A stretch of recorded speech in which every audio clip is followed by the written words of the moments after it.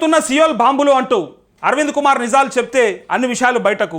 BRS పార్టీకి అంత డబ్బు ఎలా వచ్చింది, విదేశీ కంపెనీకి వెళ్ళిన డబ్బులు ఎవరి ఖాతాకు వెళ్ళాయి, తప్పు ఒప్పులు తేల్చేది కోర్టులే, మీడియాతో చిట్చాట్లో మంత్రి పొంగులేటి అంటూ రాష్ట్రంలో సియోల్ బాంబులు పేలడం మొదలయ్యాయని మంత్రి పొంగులేటి శ్రీనివాసరెడ్డి అన్నారు.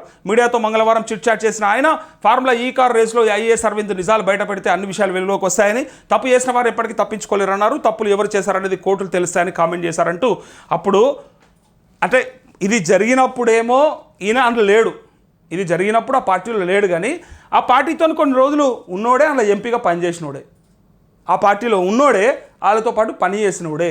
ఇక వీళ్ళంతా ఒకటే లాగా కనపడతారు. మళ్ళీ బయటకు వస్తే మాత్రం మన ముందు మాత్రం కొట్లాడినట్టు కనిపిస్తారు. మన ముందు మొత్తానికి మొత్తం వాడు ఎట్లా అంటే అట్లా, వాడు ఎట్లా అంటాడా, వీడు ఎట్లా అంటాడా అని చెప్పి ఇక తొడలు కొట్టుకుంటారు, జబ్బలు జరుచుకుంటారు. కానీ వీళ్ళంతా కలిసే ఉంటాయి, వీళ్ళ వ్యాపార సంబంధాలు ఉంటాయి, వీళ్ళు లోపాయికార ఒప్పందాలు ఉంటాయి, అన్నీ జరుగుతుంటాయి. ఇది తెలవని అమాయక ప్రజలే ఆగమైపోతూ ఉంటారు. ఇది తెలవని అమాయక ప్రజలు ఆగమైపోతూ ఉంటారు.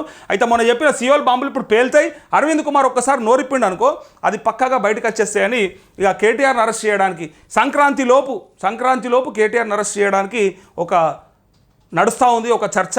అది ఎందుకు నడుస్తూ ఉంది అనేది కూడా నేను అతి త్వరలో చెప్తా, దాని కారణం కూడా చెప్తా.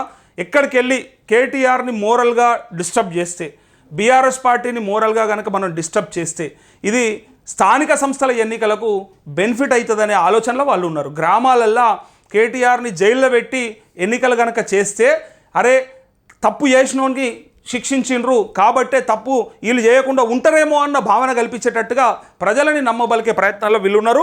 అది మనం అతి త్వరలో తెలుస్తుంది. మనకి ఒక వారం లోపలనే మనకు క్లారిటీ వస్తుంది ఏం జరగబోతుంది.